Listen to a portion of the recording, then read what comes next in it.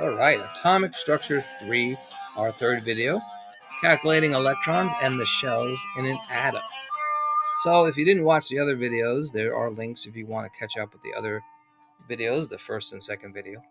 So another thing to know when we're talking about electrons is it can get very strange, very weird, because we're dealing with sometimes, well, actually not sometimes, but we're dealing with quantum mechanics. And I talked about that briefly.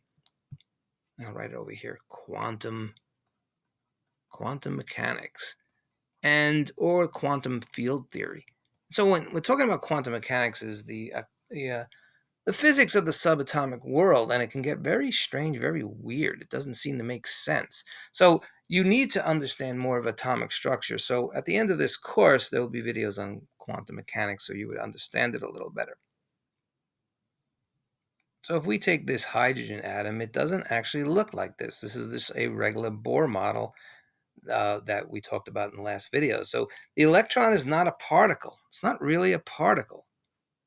So as you can see here, it looks like some kind of ball, which it really isn't. And it's not moving. It's not moving around the nucleus like a planet would around a star. So that's something just to keep in mind. It's not doing that. So it's more like a wave. And let me give you an example of that. It's more like a field. It's more like an energy field. So here's a picture of an atom, right? This hydrogen atom. You can see in that reddish orange, there's the nucleus. And all those blue dots, all that smear of blue purplish, that's the electron. That's the electron cloud. And so they're not particles, right? But they could be particles, which gets very strange. Again, that's quantum mechanics. So for this part, let's not worry about what they look like now. Let's just try to understand how many electrons are in each ring or each cloud. So this is what it looks like, but if we did the Bohr model for teaching purposes, and let's get that color going here. Here is the nucleus, right? We'll just put it in green for now. And then we have this ring, right, which is the shell, and it actually looks like this it's more like a cloud. So we'll call them shells for this purpose, for this video, because they call them shells when we're talking about electron configuration. All right, so here's an atom. Again, this is just for teaching purposes, so you understand the different levels there is. So again, the first level is the lowest energy level. So here's the first level. As you can see, the red is the nucleus. There's our nucleus. And it is the lowest. So the energies go from the lowest, the number 1, goes to 4 and higher. So as you move up the levels, there are higher energy levels. So again, let's write up here the first level, or we say the lower level.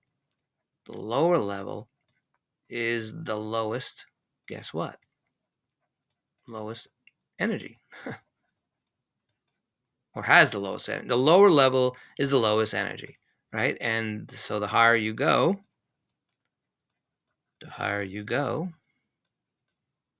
guess what happens? Put a little arrow, the more energy, right?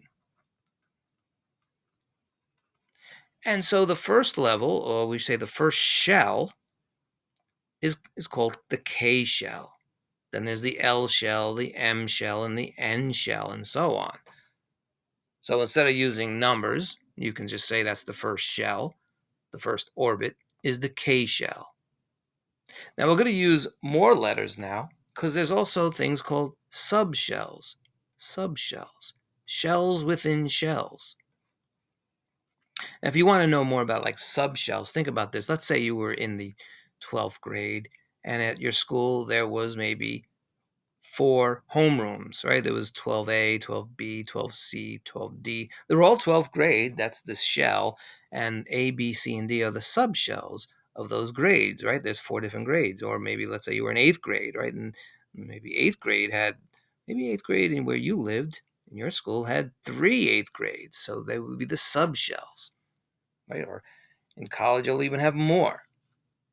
So just let's answer this question. What shell do I have up here from K to N, which has the highest energy level? Exactly, the N shell has the highest energy level. So now let's make these subshells. Let's clear this out and make these subshells. We'll change the color. Why don't we use red? So in the K shell, if I made a bigger picture of the K shell and I zoomed it out, the K shell is only going to have one shell. It doesn't really have a subshell, but they call it the S subshell. It only has one. But the S subshell is going to be in the other shells also. So absorb that for a minute. For example, let's use the L. Let's blow up the L, which is the second. And if we do that, it's also going to have the S subshell, but it's going to have another one. They call it the P. So it has two. And you're going to see a pattern now. What do you think M has? This is the third. This is the M shell. If we blew up the M shell, what do you think it's going to have? How many subshells do you think it will have? Exactly. It's going to have three. 1, 2, 3. Right? And it's going to have the S, like all of them have. It's going to have the P because the second one had the P. And it's also going to have another one. Guess what it is? The D. Don't worry. That's how it's been done by convention. And let's do one more so we understand these subshells. So in the N, guess how many subshells will it have? You're guessing right. 4. Easy to remember. Fourth shell, 4 subshells. So it starts with what? S. Next one, P. Next one, D. And I'm sure you're looking for an E, but no, they call it F. So don't worry about that. Now, let's look at these subshells. And we'll use blue, right? So the S shell in all the shells, all the S subshell, in all of them, the S shell can only hold 2. So as you can see in the first K shell, it gets confusing, right? When you're using K's and then S's. But in the first shell, let's say the first shell, which has an S subshell, and that's all it has, it can only hold 2 in all of them. And you can see the first shell can only hold 2. That's it, no more. But they could have 1, right? Because we looked at the hydrogen before. And so the P shell, the P subshell can hold 6. So if we look at the second shell, how many do you think it can hold since it has an S and a P? You just add them together. So the S plus the P gives us 8. So the second shell can hold up to 8 electrons. And I'm just doing it very simple here. They're not actually arranged like this. They're not actually particles either. So what do we got? 1, 2, 3, 4, 5, 6, 7, 8. So let's give an example of that. Well, before that, let's just carry this whole thing out before I show you a picture. I was going to show you neon. So we have the S can hold 2, the P can hold 6, and the D subshell can hold 10. And then we'll do one more. The F can hold up to 14. So if we look at this now, there's a pattern here. It seems to be going up by 4. There's a pattern. Always look for patterns. Now let's look at some more examples. Right, here's neon, which I wanted to show you. Right, so neon is complete in its shell. It has 2 shells. And what are the names of the shells again? Let's get our pen. What do you think the first one's called? The K shell. And the second is the L shell. Now the K shell has no subshell, so it just has the S. See, it's writing the S over here. It just has 2 because that's all it could have is 2. And the P shell in L, P subshell. Remember, these are subshells. We've got to remember to say subshells. So it has 1, 2, 3, 4, 5, 6, 7, 8. It has 8 complete, but remember, it has a subshell. So again, let's zoom it out. There is the S subshell in the first level, and it just has its 2. And if we blew up the L shell, the second level, it has 2 subshells like we did before. It has an S and it has a P. In the S, you can see It has 2, and then it has its 6 in the P. And together it has 8. Now there's something else we'll talk about in other videos called the Octet Rule. And basically in the Octet Rule, a lot of atoms, until you get to aluminium or aluminum, if you want to say that in North America, in the Octet Rule, atoms seem to want to have 8. They want to have a complete set of 8. And we'll talk more about that. So that's neon. And here's argon, another noble gas. And again, in other videos coming up, we're going to talk about each group, each category, each family in the periodic table. And noble gases is a family, which we'll talk about. So this is a very interesting one. Pay attention to this one. So let's look at it. Let's blow them out again. Now, remember in the levels, let me write the levels up here. The subshells, the subshells. In the subshells, the S will have 2. The P will have 6. The D, just remember, the pattern is 4, so just add 4. We'll have 10, and the F will have 14. So you could see in argon, but it doesn't have it. You could see more for argon. So let's explain this. Again, this is the K shell, the L shell, and the M shell.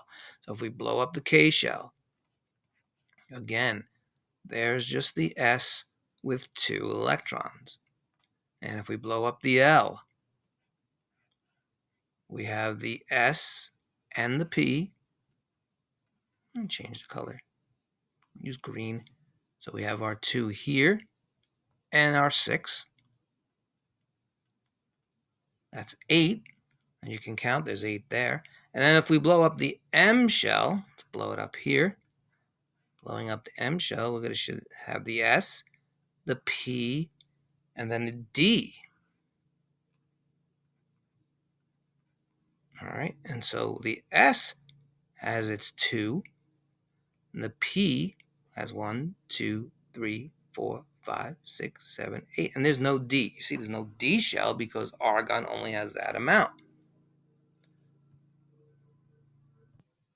All right, time for math. Very easy math. So let's look at this again. So again, we said the S, we should get the pen going here first. Let's get the pen going. Argon appeared again. Let's go back. All right, so we said again, we have our shell. We have our subshell. Right, so the shell K just had an S. And we know the S can only hold 2. Right, after K is L. We had an S plus a P. And we know that the S can hold 2, but the P can hold 6. So we have a total of 8 possibilities, right? The M has the S plus the P plus the D. So we know the S has 2, the P has 6, and the D could have 10, just following the pattern. So the most you can find on the M shell then is 18, right? 18. So what do you think about the N shell, the 4th ring? It has an S, has a P, has a D, plus it has an F. You know the pattern. How many electrons could possibly fit in this shell? So let's pause the tape. All right, let's follow the pattern. Let's change the color, make it easier to read. And we'll do it over here. So we go, the S has 2, P has 6, the D has 10, and the F, we know, just follow the pattern, has 14. So we can have 32. And you can follow this pattern for every ring. You can see how many electrons are possible in each shell. Now, just because they're possible, it gets a little confusing. Let me show you potassium. Now, here's potassium. And just read this right here, that we're starting a 4th shell before we filled up the 3rd shell. So let's look at this. So we have our first shell has 2. That's normal. Then we have our 8. Then we have 8 here. And then we have 1. What's going on with that 1? Why don't we put it in the 3rd shell? right? And the reason is because when you get into higher shells, certain energy levels are occurring. So you never want an energy level higher in a lower shell. That's an easy way to remember it. So you never, only you now, you never want an energy level that is higher in a lower shell, right? So if we put another shell here, it's going to have a higher energy level, and that's why they're starting at the fourth shell. So each subshell needs to fill in a specific order. So you have to fill the S shell before you can go to a P shell. Remember when we looked at argon, it didn't have a D shell. Let's go back to argon. So again, argon didn't have a D shell. So it's really the subshells that need to be filled. So we need to fill the S shell before we put in a P shell. We need to fill in the P shell before we put in a D shell. Now here's scandium, right? So it didn't begin its D shell until it had 2 in the fourth shell. It didn't begin its D subshell until it had 2 in the S shell, subshell in the fourth ring. So again, the s orbitals, the s subshells, need to be filled up before we begin other shells. That's why you don't usually see a super pattern going on there. So if we look at calcium, see, calcium doesn't have a D shell because it just finished its 2 s subshells in the fourth ring.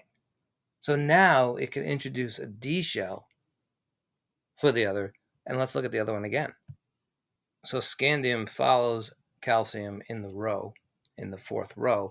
And you see now, since it's 2 subshells in the S, now it could add a D shell. And that won't create a higher energy level than the fourth ring. And just remember, the S subshell can only hold 2. So it has its 2 now. It did its 2. It filled its role. Now we can add the D in the third ring. And remember, it can hold up to 18. So again, the S, where is our pen? There he is. The S can hold up to 2.